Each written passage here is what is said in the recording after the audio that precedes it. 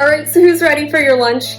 I have grated Parmesan over tilapia, baked asparagus, and then I chose the cilantro lime rice recipe from Chipotle to add a little bit of a twist. And also putting it all together, you have a healthy meal for your lunches. You know, saving, cutting down on your time, able to have a healthy meal that you can just grab out of the fridge, heat up, and enjoy between your work shifts, or if you're on your way to go work out.